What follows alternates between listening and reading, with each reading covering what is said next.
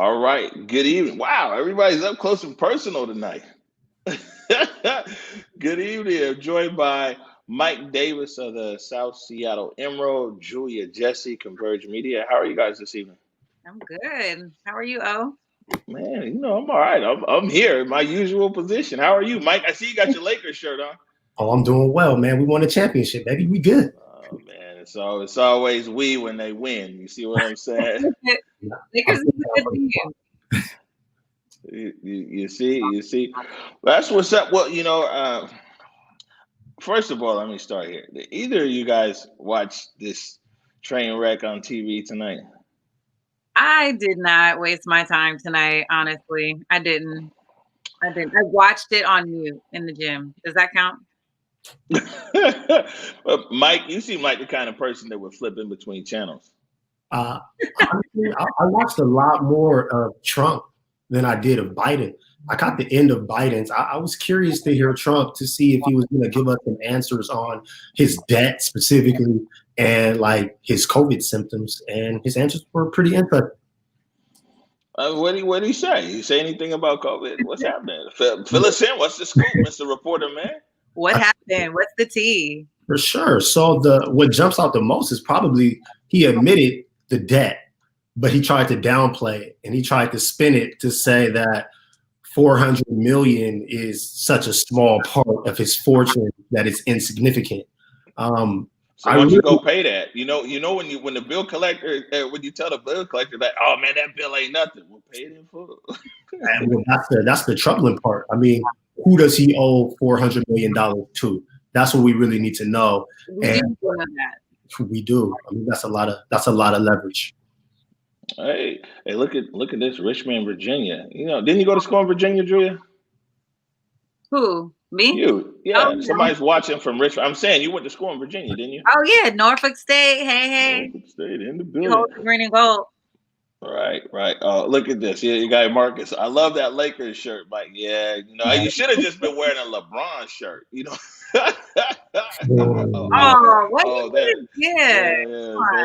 Somebody's trying to get a raise, man. You see how it's going.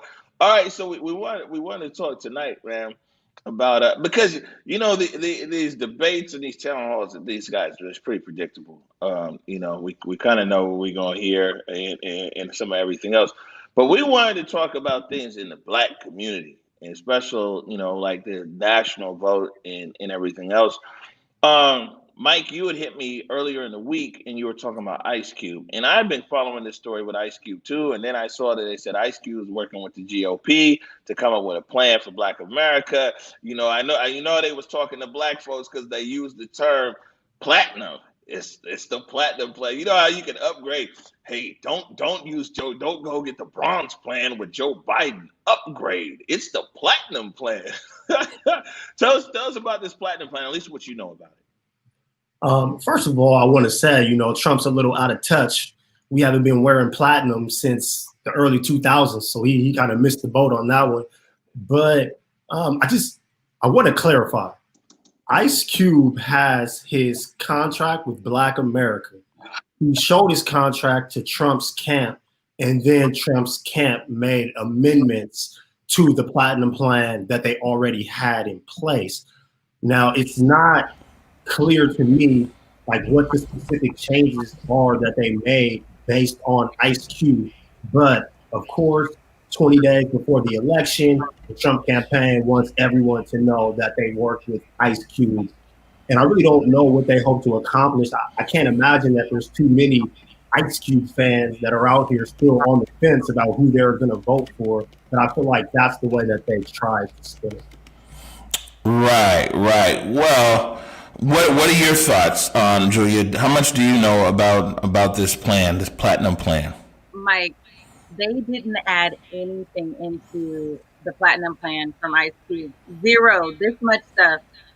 Here's what I think about it. I have not personally read the plan, but I know that if you go line by line, Ice Cube CBWA plan, his plan for Black America, did not get implemented, did not get incorporated into this platinum plan. Okay.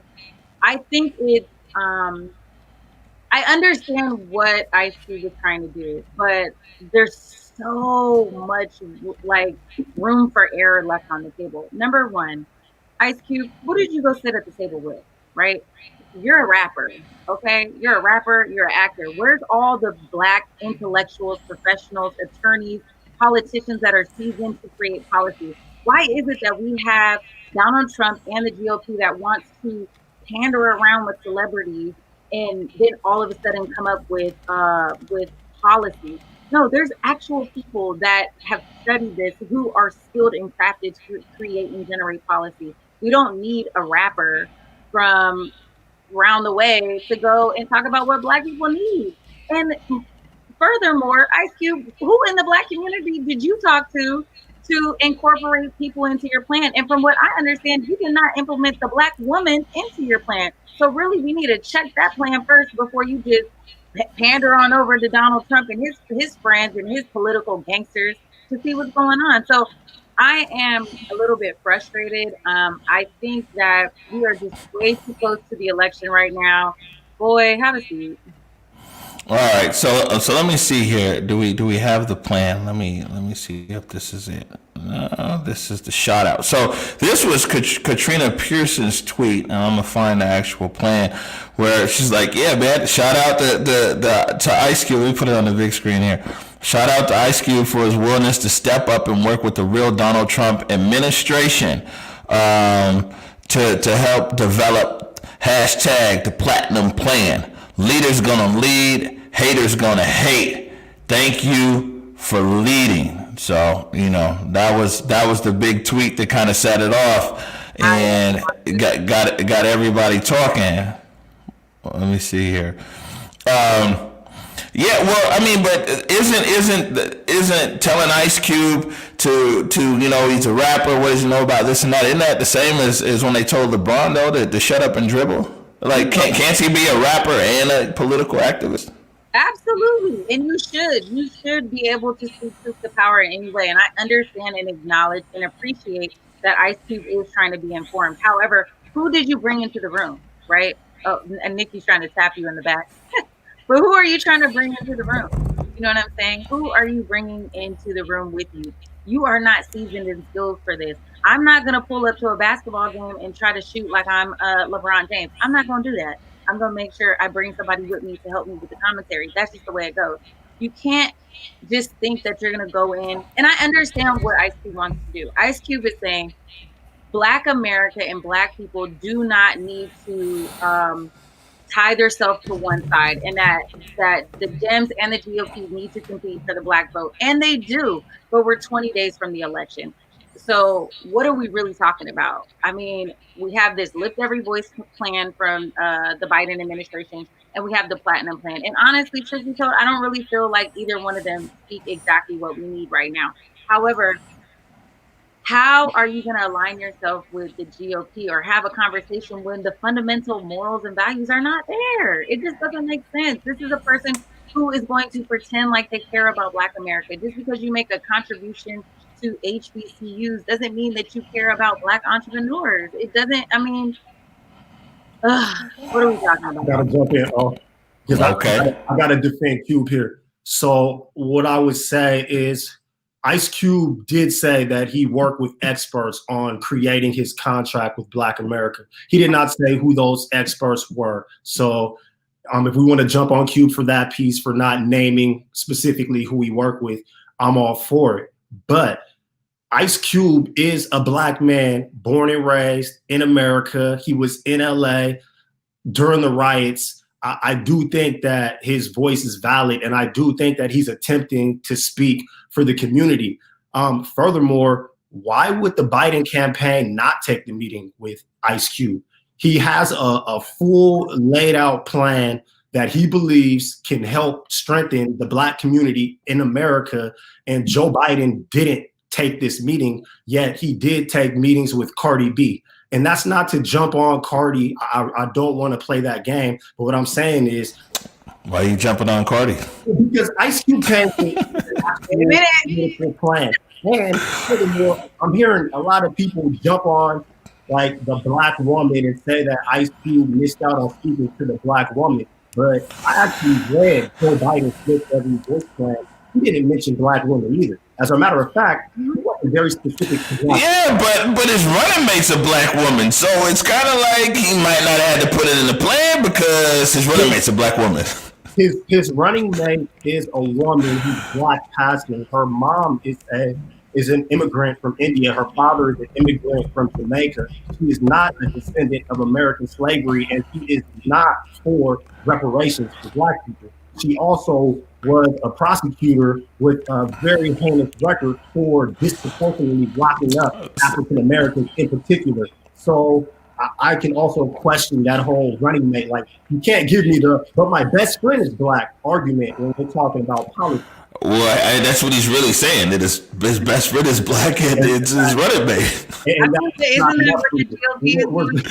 We're jumping on Donald Trump for naming his plan the Platinum Plan. Joe Biden named his plan the Lift Every Voice Plan. They're both pandering in the same exact way, yet somehow we as black people allowed ourselves to enter this space where we're not even allowed to have dialogue. We just have to vote blue blindly, and I don't agree with that at all.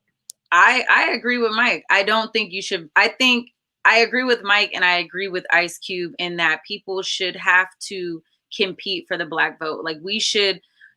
But however, Ice Cube did say either if you're not going to get anything for your vote, don't vote. And I don't believe in that. And really what he should have did is say vote for your local elected officials, because that was dumb. In cities and states that it doesn't matter. It doesn't just matter about voting for president. So that's why I said if Ice Cube is going to come to the table and have these kind of critical conversations that we do need and flex and use his platform, he needs to bring other people into the room that are more seasoned than him to have these conversations. And I just don't think it was ready for that. Also, I think, when we think about why didn't Biden's campaign take the meeting, I mean, they said we'll take the meeting, but let's get through this election, right? I don't think it's too little, too late. I don't know if anyone has vetted this plan. I mean, you had a conversation with Donald Trump and he didn't implement anything in the plan anyway. Do we think that the Biden administration is going to implement anything in this plan? Maybe, maybe not. We don't know. Is it a missed opportunity? Maybe, maybe not. I just think we're at such a critical point in time that we're kind of choosing the lesser of evils, right? And I'm just for getting 45 out that seat. So I understand it, but I also respect and understand where you're coming from. I think what really jumped out at me about the stance of Biden's administration of we'll meet with you after the election. Number one, you're assuming that you're going to win the election. And number two, it just rang out to me as the whole thing when Biden said, you got to be black to vote for me. Like, he automatically thinks that he gets the black vote. He hasn't tried to earn it. I do think Cube is wrong for saying, if there's no candidate to vote for, don't vote. But I do think that there is some validity in that, because if we did withhold our vote, maybe that would force Democrats to actually give us a politician that will care about the issues that we care about. Well, yeah, but kind of, no, right? I think that if that's what he's saying, then he might want to say, hold your vote for president. But the majority of people that are impacted, especially in our community, man, it's local. You know what I'm saying? It's the local sheriff. It's the local prosecutor. It's the mayor. It's the city council. In some places, it's even the dog catcher. You know what I'm saying? I mean, these are the things. So when you tell someone just not to vote, because let's be honest, as black people, especially as poor, marginalized black people, that at the end of the day, our life don't change that much. Remember, that's what we was talking about. It's like there's no change no matter who's in the White House. Our life is really impacted on the local level. So to tell someone just not to vote at all, because you don't like the presidential candidates is really that's a big step backwards. When we see you guys, the Emerald's been talking about this stuff going on with the King County sheriff that's getting ready to come up. You know what I'm saying? Should the sheriff be appointed or should the sheriff be elected? I mean, these are important issues, levies for schools, all kinds of stuff. You got to vote. You're absolutely right about that. And that goes back to the messenger. Ice Cube is not me. He's not you. Ice Cube is rich. Ice Cube could probably care less about those local elections. Yeah, Those big picture policies are what rich people care about. So I do understand Julia's point of he's a rapper. You know, he makes movies. Like, yes, that does separate him from the masses. But when I hear you say that, Omari, I look at the Lift Every Voice plan, and the only real significant change that Joe Biden is proposing is for small businesses. So if you're a Black business owner, you're a Black entrepreneur, Joe Biden does have some stuff for you. But if you're just a Black person in the community who's just trying to go to work and feed your kids, I don't really see much in the Lift Every Voice plan for you specifically, outside of maybe like giving more money to Title I schools. Like that was a big one that I really did agree with. So what do we need? Go ahead, Julia. No, go ahead. Well, I'm just saying, it was a question for you. What would you want to see in either the Platinum Plan or the Lift Every Voice plan? What would jump out for you and you'd be like, oh, okay. For me or for Mike? No, go ahead for you, Julia, and then we'll ask Mike. So what I would like to see, some type of capital being placed for Black entrepreneurs. I want to see things that are specifically for Black Americans, not for people of color, not for all of it, like not for grouping us all into these big categories. I want to see things that are specific for Black people. I want to see money infused into housing, into public housing, into home ownership programs. I want to see money infused so that people can really get career-oriented jobs. I want to see funding being placed more into education and specialty trade programs. I want to see money being placed in money to like have legal services. I want to see money in really a lot of progress being made in criminal justice reform. I want to see money and oversight put into public safety and how to do some type of police reform. That's where I want to see the Black dollar being put in. So I want to see that. I want to be able to teach people how to fish so that when we get this money and we know, and when we get the money, we know what to do with it. And I want it to go into the hands of Black people, Black organizations, and not just this veil of like people of color and minorities. Mike? I want to see politicians stop being so afraid to use the term Black. And I did not scrutinize Trump's Platinum Plan as closely as Joe Biden's plan because I don't trust Trump to really stand up for Black people at all.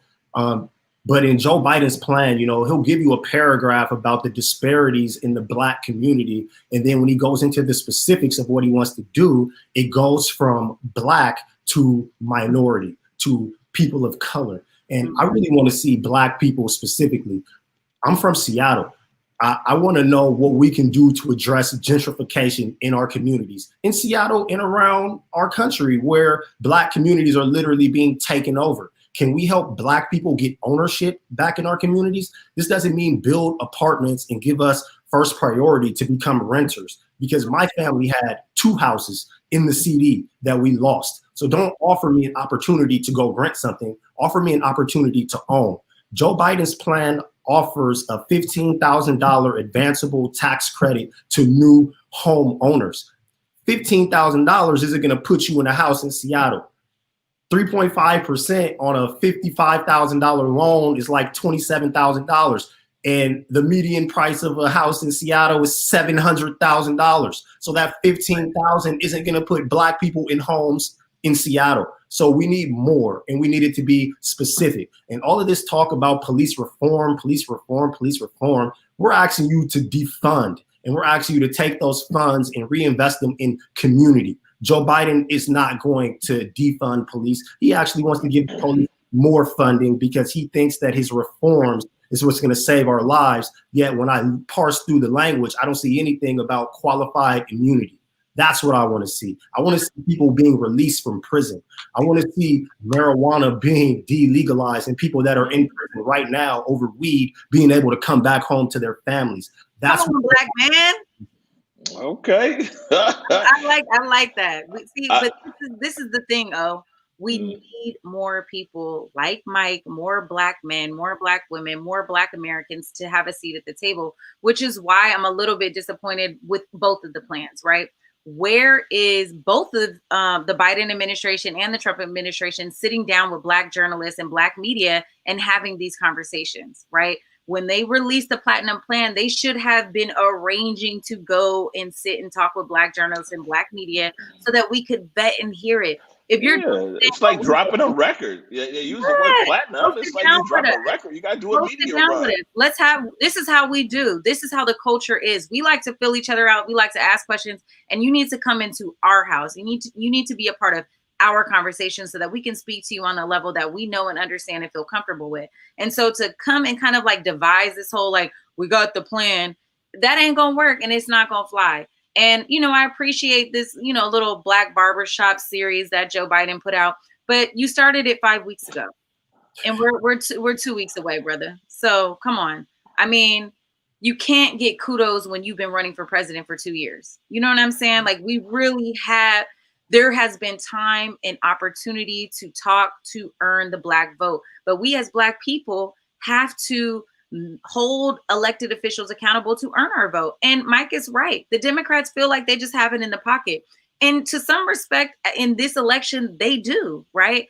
Because Donald Trump is just so far to the dark side, right? Had it been a different candidate, I think maybe not so much. Right. All right. So we've been talking about Ice Cube. I got a clip right here from his 14-minute joint. You know, it's somebody who's a professional actor, man. It took a long time for him to get out what he was saying. Stroke the beard, got to all that. Here it is right here. It's about 2.5 minutes of Ice Cube talking about, well, I guess just sharing his thoughts. And the shit ain't gonna work. We ain't gonna survive this. The way it's going, it's just designed that I can't see the future. So we gotta change this shit.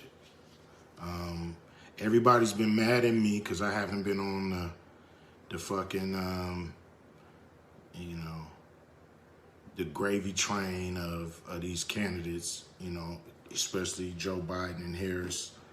You know, I don't trust none of them. No president has done right by us. So I don't trust none of them. So putting our hopes and dreams behind any of them just don't work. We gotta make them do what we want them to do. And there's only a few ways to do that. Now, I've been making contacts, trying to, talk about these real issues, straight up, I believe the Democrats they've been nice, they've been cordial, so to speak. I don't really see them pushing their policies in any different direction. They're still talking this minority, people of color shit that don't necessarily include us, that don't necessarily include Black Americans, especially descendants of slaves, ADOS, American descendants of slaves. That ain't specifically us, it's everybody. We ain't gonna get shit. Because when you look around, everybody hates us. So we still at the bottom of that. So, I think the Democrats, they got every Black celebrity and shit on their team, so they just figure, tell Q to shut the fuck up and vote. And so, I ain't gonna do that. I'm gonna push the program. We got a program, I'm pushing it on everybody. We also met with the Republicans and shit. They brought us in. We talked to them. They've moved their agenda a lot because of what we said. They put $500 billion on the table, and but who knows? Who knows what's gonna really happen? I just know one of them gonna win, and I don't know if it can really matter to us. We gotta just push whoever is in there, because ain't nobody really solved our problems. There we go. All right. So, Mike, first to you. There it is. I mean, he sounded like a lot of what he was saying was keeping it real. Like, man, they don't really care. You know what I'm saying? I mean, nobody really cares about us, so we got to force an issue. It kind of sounds like what you were saying. Yo, and that's probably why it's hard sometimes for me to criticize Ice Cube in these moments, because in some ways I'm just like Ice Cube. He doesn't trust any of these politicians. And it sounds like specifically the white ones. To him, it's just, it's that old game of white guys debating with white guys to create solutions to issues that are going to help the rest of the white guys. And we get left out so much that sometimes as a black man, it's just like, I don't even care about politics because I know that they don't care about me. So I'm right with Ice Cube. I'll talk to anybody that's really going to be down to actually help the black community. Let's have this conversation. And I understand the mistrust of Trump, but you got to understand, man, if you really have a plan and you legitimately believe that your plan can help black Americans and the president of America wants to sit down and hear your plan, you have to take that meeting and you have to at least present your plan. Whether or not he puts it in action is irrelevant. You take the meeting and you give him what you have. And I respect that. But do you take the meeting right before election and let them use you as a toy? I understand your point there, but I don't see how the Democrats are doing anything different. Like Joe Biden, taking a knee, can take, like all of these things that we see the Dems do that are so performative. But like when we really parse through his lift every voice and look for the substance, and the substance isn't there, what's the difference between Joe Biden meeting with Cardi B and Donald Trump meeting with Ice Cube? It's all the same thing to me. But it was different, different timing, right? And I think I'm in agreement that we should be in the middle, right? We should be able to discuss and have critical conversations with both sides of the aisle. The Republican Party was, back in the day, the voice for Black America, and that was who supported Black vote.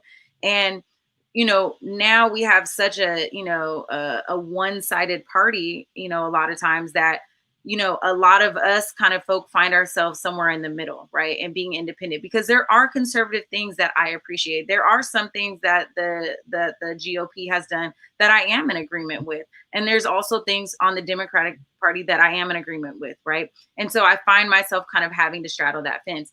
I think that Ice Cube's intentions are well. And I think that you're right. When the president of the United States wants to have a conversation and a meeting with you, you should absolutely take that meeting. But I don't think you should take it at this time. It's too critical. People are actually voting right now.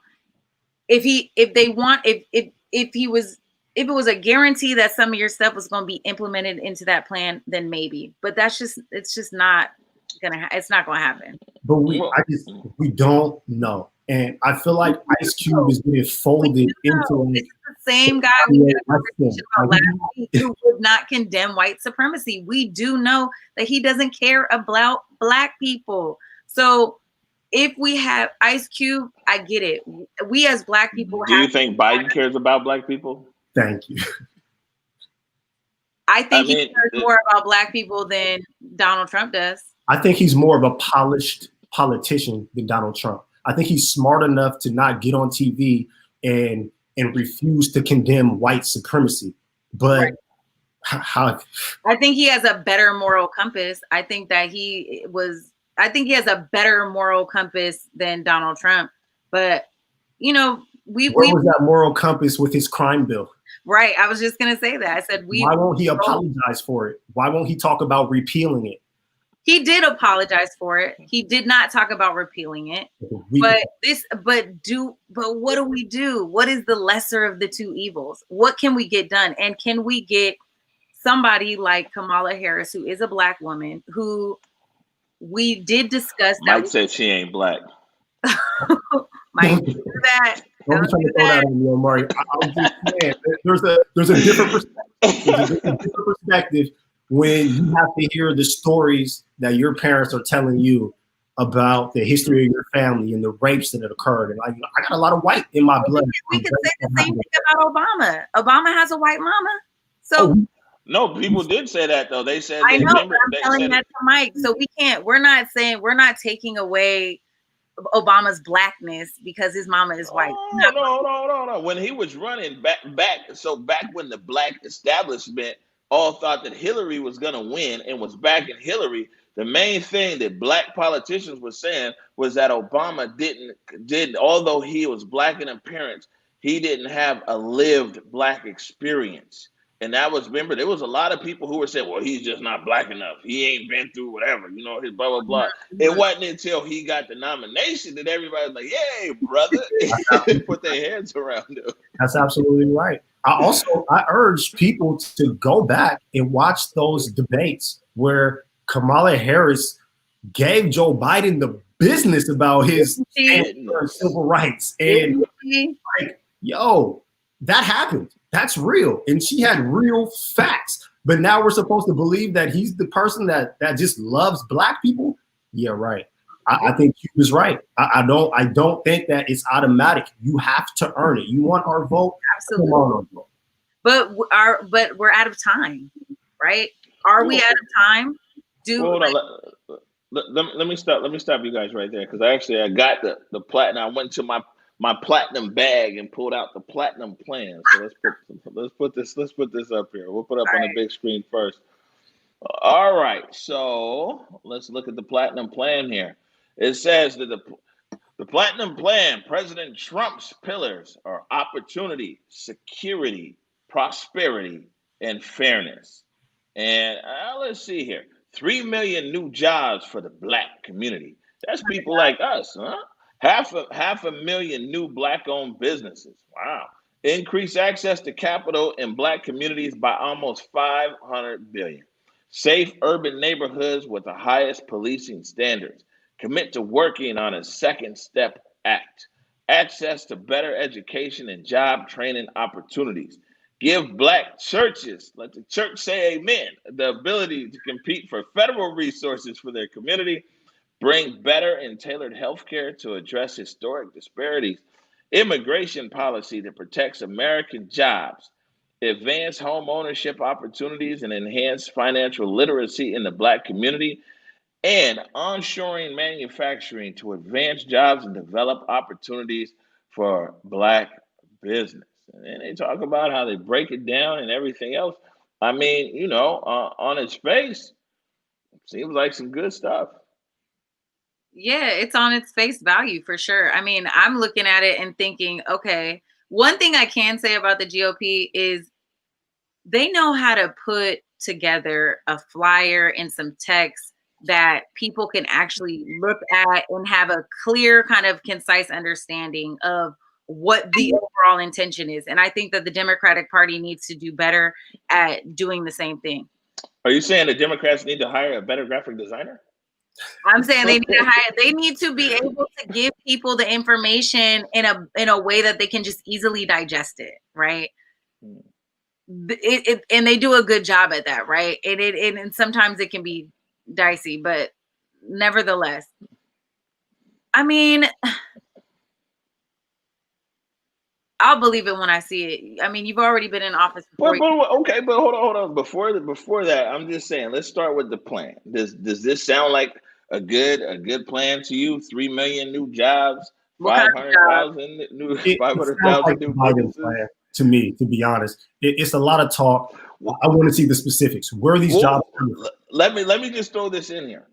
If Biden's plan and Trump's plan look the same, it's because the problems that face Black America are the same. No, Joe Biden's administration should be like, okay, y'all giving 3 million, we doing 4. Like we should be, you know what I'm saying? And there's specific solutions. So when I'm looking at this and they're talking about jobs, well, do these jobs come from deregulation? Do these jobs come because you're going to allow private corporations to do whatever they want? Are these jobs going to be a bunch of Amazon warehouse jobs where workers can't even take a pee without asking permission? Because those aren't the types of jobs that we really need. Now, on the flip side, Joe Biden, Joe Biden put environmental action into his Black people plan, which is also interesting to me because the people in the communities that are hurting and starving, I don't think they care as much about the environment as they do about social services and actual resources to help them through day to day. But when he's talking about his jobs, they're coming from fracking and all of these Green New Deal types, high tech things. And it's like, who can even have access to those jobs? So I just don't trust either plan, to be honest with you. And we talked about this before, Mike. We talked about creating careers, not jobs. People don't need a job that's going to pay them minimum wage and they can't take care of their family and then they going back to hustling. That's not what we need. And so when we talk about, when we talked about the response to the pandemic, look at how many jobs we lost. And so how is it that we have X amount of millions of people out of work? We know that the African-American community was disproportionately affected in losing businesses. So then we're talking about, okay, we're just going to give y'all another 3 million. That's not enough. That's not enough. It is just not enough. And we have to do more. We have to do more. Black people are the heart of this country, and we have built the foundation of this country. Blood, sweat, and tears, lives lost and still losing. And we talked about, all the years, the 400 years to try to get back. This is just not enough. Mike? I definitely agree. And that's why I always say, like, what are you doing specifically for Black people?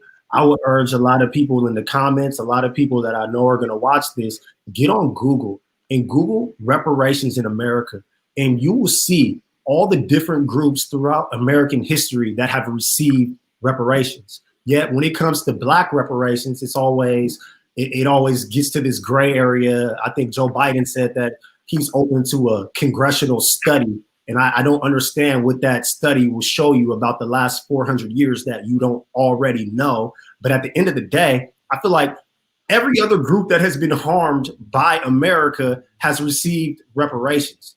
I mean, the US government paid reparations to Holocaust survivors, and that was Germany and the Nazis that caused that harm. So whenever it comes to us, it's always a problem. We're always stutter stepping. We can never just do it. Like, step up and do something for Black people specifically. I'm not talking about BIPOC. I'm not talking about minorities. I'm talking about Black Americans. What will you do for us? And so far, I don't have any answers on the presidential level.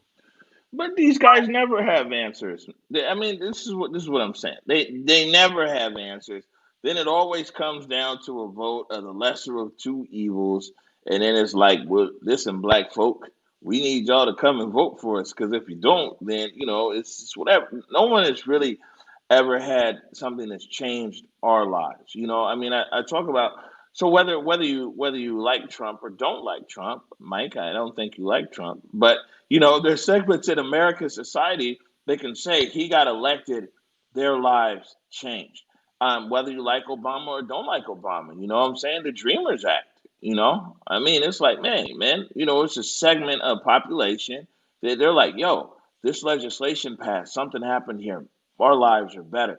I don't really see, like, what I'm saying, where something is just specifically targeted for Black people, where we're like, yo, man, this changed our life. It might not have been the end all to forever, make life great, but it's like, man, it's something where you can see that the bar was raised. I mean, I haven't seen it, but man, I haven't seen everything. What are your thoughts? One thing for me that I feel like the Trump administration that really affected my life was the First Step Act. And so when we talk about criminal justice reform, I honestly feel like that has totally impacted my family. You guys know that my partner is currently incarcerated, and this First Step Act, I mean, I've watched not only him and other people that are institutionalized or incarcerated really get reductions of sentences, and they're coming home. And so I mean, that right there has honestly been has made such a huge impact on how I kind of have seen, some of the legislation that's come across.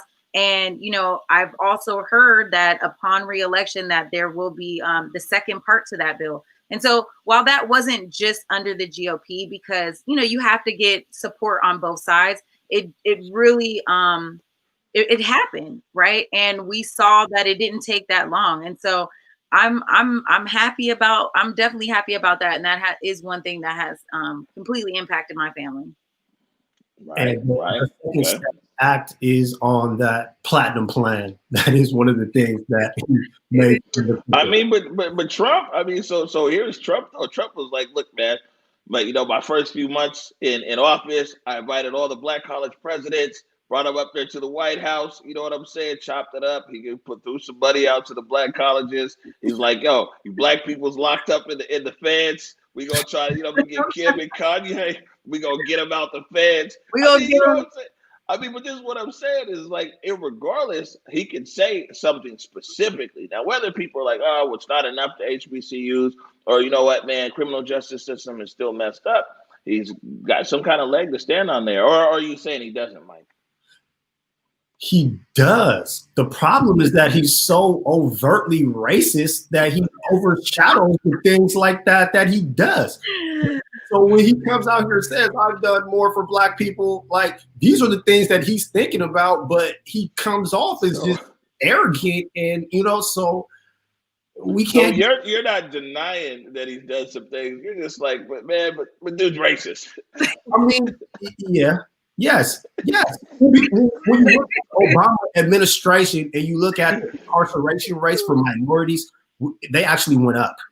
So, I mean, like that's just something that a lot of people don't really want to talk about, but it's true. Or you look at the amount of African leaders that ended up dead from drone strikes. The Obama administration had the biggest kill count of any presidential administration in the history of our country. And a lot of those were Africans. And if you really look deeper, those Africans were trying to get a universal currency so Africans could have more control of Africa. And what happened? Obama's administration murdered them. So, and black people don't really like to have these conversations with me, and I understand why.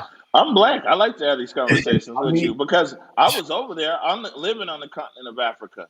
When yeah, a matter of fact, me and Julia were both working over there in East Africa in Tanzania at the time when everything went down over there in Libya. And it's crazy because Black Africa loved Gaddafi because Gaddafi was investing in Black Africa when nobody else would. And so you go to a lot of countries. There's Libya oil, the very first gas stations across the continent, came out of Libya. The very first luxury hotels, the Lycos, they came out of Libya. So, I mean, I'm open. I always like to have these kind of conversations. I do too, because I like to be persuaded, right? And I think that Ice Cube is a person who can, to bring it back full circle. Ice Cube is an independent thinker, and I think we are independent thought leaders. We should be having these tough conversations. We should be having these conversations in our living room, in our group chats with friends, on social media. We should be having the conversations, not just because we're 20 days out to the election, but even thereafter, whether or not Donald Trump wins or Joe Biden takes office. We need to keep pushing, and we need to keep pushing either plan and making sure that the plan speaks to the needs of our people. And that's it, and that's all. And we need to not take our foot off the pedal. Well, okay. So I agree with you, but somebody's gonna win, right? Mm-hmm. One of these guys. I mean, like, look tonight. Everybody was like, "Yeah, I'm not watching this or that." Let me go see what I can binge for an hour or something. But somebody's gonna win in November. After they win, what happens? Like, so Biden, you got Biden who's like, here's your lift every voice and sing and everything else. But a lot of times what happens is that it gets pushed to the back. Let me give you my brief synopsis of the difference between the parties, right? So the Republicans only got a few people that they got to bring in, right? So they got, these political conservatives, they got cultural conservatives, or you'd say religious. They got people who are all about their bread. You see what I'm saying? It's like, listen, man, show me the loot. So you make like these three sectors happy, religious conservatives, political conservatives, and people about their bread. They're good, right? But the Democratic Party, and this is what they always say, is the big tent. So the big tent got hella different people in it. So you've got labor unions, trade unions, you've got, minorities, you've got, people from all kinds of different sectors. And so when a Democratic president, when a Republican president gets into office, that's why it's easy for him. Okay, I'm gonna make you happy, you happy, you happy. 3 groups, they're done. Democrats get into office, it's like 25 different groups, man, because the tent's hella big.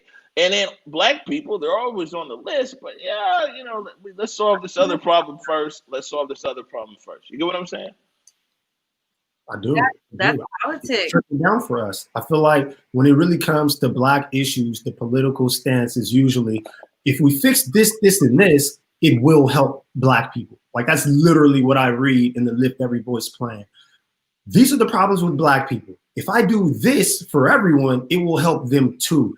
And I think that as long as we have this 2-party system and politicians are just getting rich and there's just so much money that gets involved, their primary focus will always be making money instead of actually helping people. And I just don't feel like we have a national politician that really represents us. But I think that you both are right. You have to vote local. Like if you really want your life to change, if you really want to see something that's going to change tomorrow, then you have to participate in your local elections, because those are the elections that are actually going to affect your day-to-day life. Absolutely. Julia, you work in a local capacity with local politicians. I mean, why don't you expound upon, because what my mom says? My mom says a lot that black people need to vote issues and not necessarily a party. I mean, because we get caught up voting party, and a lot of times we vote against our best interest, just because this is what we're supposed to do. And people don't really look at voting around specific issues. Do you think that, like this election, with all these millions of people getting out and voting early, do you think that local issues are motivating people as well, or they're just getting out there for the White House? I think some, right? I think that in a presidential election, obviously that takes precedence over any local officials. But I think that people that are informed in their communities definitely go out and activate their vote because they want to hold their local officials accountable. So I do work for an elected official, and he is one of the hardest working people that I know. And it's difficult. And, he represents a district of 75,000 residents. And it's very, very, very difficult to get out enough information to people for them to digest it and understand it. And so there's a lot of work and a lot of pressure that comes with really leading your community. And so we have a responsibility as citizens to do our due diligence to obtain information and request information and be in these rooms and attend these meetings and know when they're happening and follow these people on social media and get on their newsletters so that we understand what's happening and what's changing in our city. And if we don't like it, or we don't agree with it, or we want to see more, or we're happy with it, we need to be more involved in that change. And so, being in the District of Columbia, I'm very lucky to be around a lot of really beautiful Black professional people that love politics at the core. And so they are very engaged. But I also live in a ward that's, disadvantaged. And a lot of people can't really see past, how can I feed my kids and take care of my family, but then I got to go out and vote? And can I take the day off work? Or how do I do that? Or, I don't have a ride to get to the polls. So there's a lot of other issues that people can face that don't feel like their vote matters because they don't have their own kind of self-worth and their own kind of like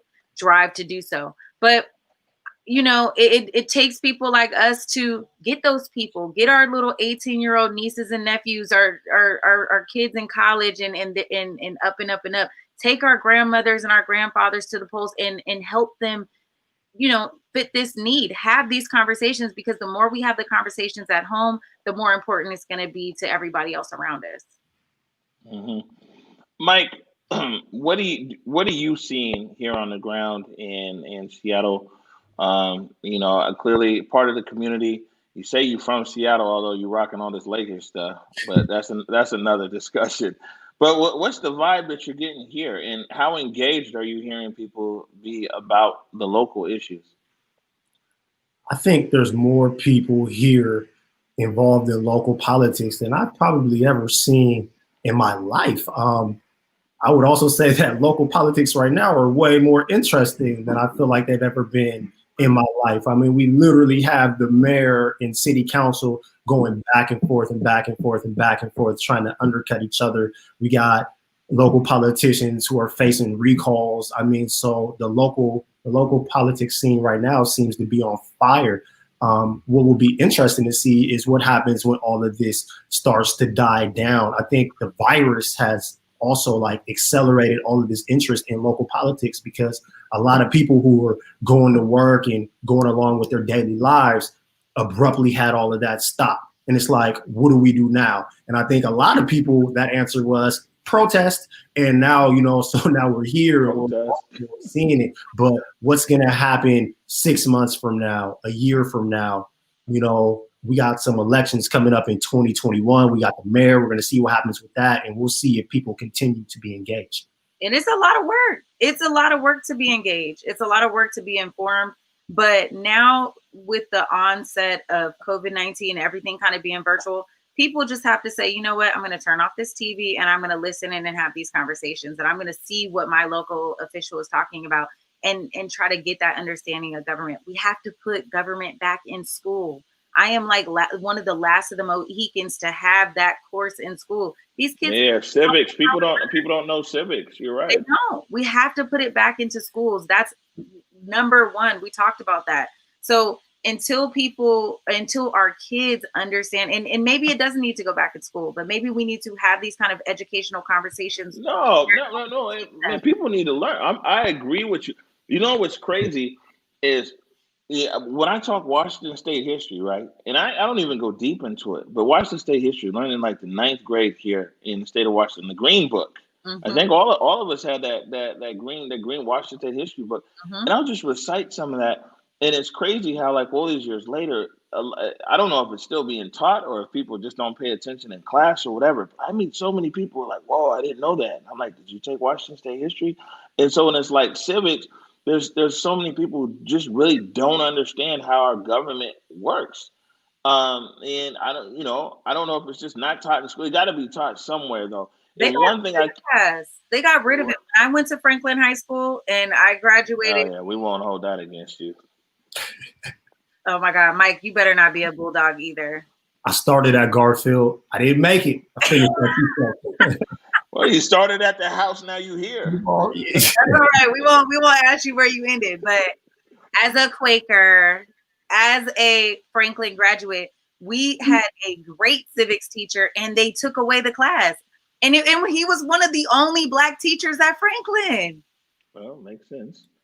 Well, I think one thing that we need, and I promise this is not a shameless plug, but we need Converge, man. Like we need to be able to turn on the news and see people that look like us talking about issues that actually matter to us. And one thing that like I've come across recently, really honestly, is that if I just tune in to the morning show on a random day, y'all's gonna be talking about something that I actually care about. And I'll turn it on and I'll just end up watching the whole thing because it's like, that's our news and that's for us. And I think that helps. Yes, I think civics helps as well, but people need to know what's actually going on and what actually affects our community. And just on the topic of education, also, from kindergarten to 8th grade, I went to African American Academy. So my whole foundation of my education was so Afrocentric, was so rooted in us and the things that pertain to us. And I remember like being at basketball practice and the homies is reading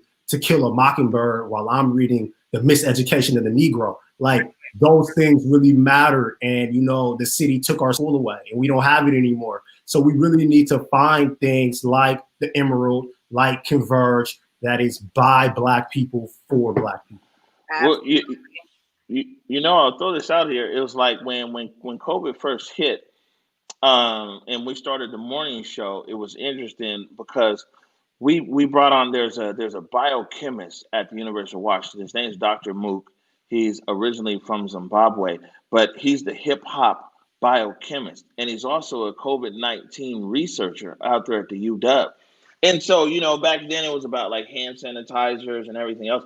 He came on the morning show and he did an experiment where he cracked an egg and put some egg yolk in one kind of sanitizer that was less than 70% alcohol and another one or whatever.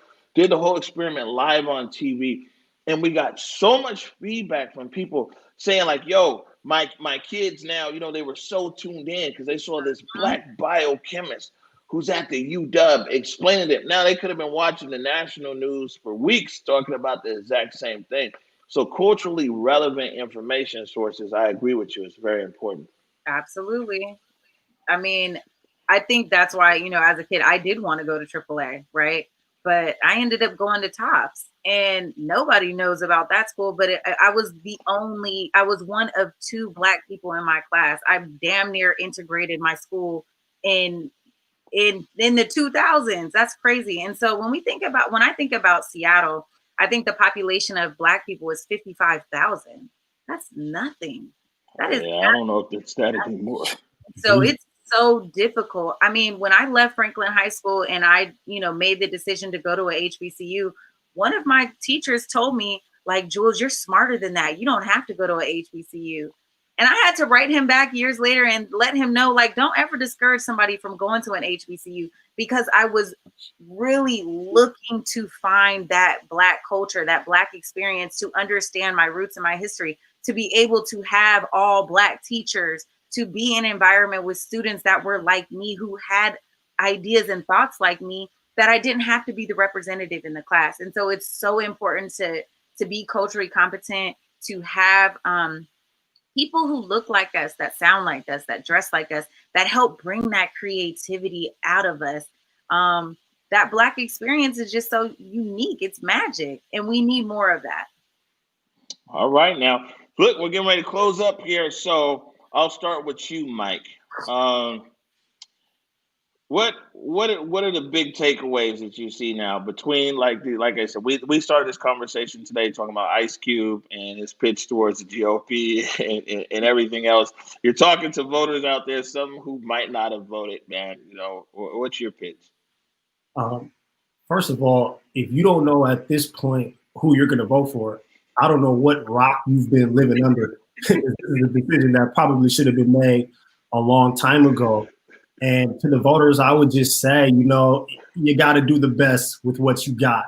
I won't endorse either candidate because I don't have any faith in either. So I don't want to steer anybody in either direction. But I will reiterate the importance to vote locally. You want to see change, make sure you get out and you vote locally. All right. Julia? It's so important and it's so critical right now to use this election season to cash out. You have to get out and vote. You need to vote for your local officials. You need to go online and figure out who those local officials are and what their policies are and what they stand for. And if you don't know, ask somebody who knows. Get in touch with a friend, a family member, somebody at your job to kind of talk you through those issues. When it comes down to making a selection for president, vote for a president. And I think, based on what we see, and, I'm voting for Joe Biden, and I'm voting for Joe Biden because he is the Democratic nominee and he is not the face of white supremacy. And when I think about the divide that this country has seen just in the last, 10 months, just since January, we got to see some change. And so I'm going with a new guy, and I'm just going to place my bets in that basket and see how things go. All right. So we got everything ranging from a voted for Joe Biden, see what's up, to like, I don't trust it. But he's going to vote for his mayor. He's going to vote for the mayor. He's going to vote for the council members. He's going to vote for all those guys. So that's almost most important. Right. I mean, and once again, this presidential election is just wild. I don't know, man. But I can say that and I'm sure all three of us agree, that getting out and voting, because there's so many issues that are on a local ballot. There's so many issues that are out there. It's very important that people get out and vote. Do a shameless plug here. My brother, he's running in the 37th district, position 2. You know what I'm saying? So if you live in the 37th district, get out and vote. But anywhere out here, it's not just like some crazy thing like, oh, it's voted. Man, this is your life. And all the things that most things that people complain about, they complain about local issues. If you talk about it, it's local issues and it's a local vote. I don't know if we'll be able to do it next time we get together, but have you guys seen Get Your Booty to the Poll? Oh, Oh.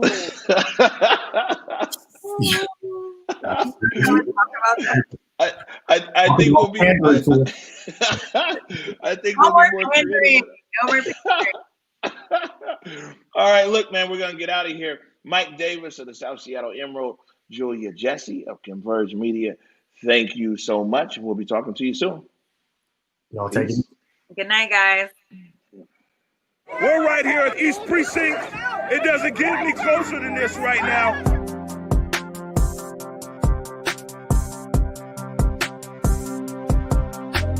Converge Media produces culturally relevant content for Black and urban audiences.